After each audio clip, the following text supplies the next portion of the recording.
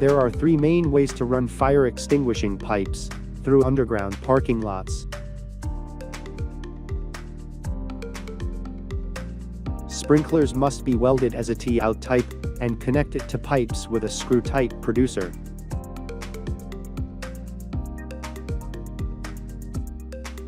Sprinklers must be welded as a T-out type and connected to groove joints by machining or moving the pipe. This is our 100% non-welded sprinkler method, using our patented long T's one-stop groove joints and same diameter mechanical T-joints.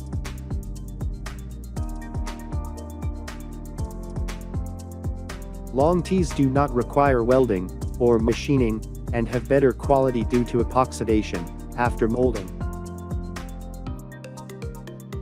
One-stop using groove joints can be installed without disassembling the pipe shafts and joints.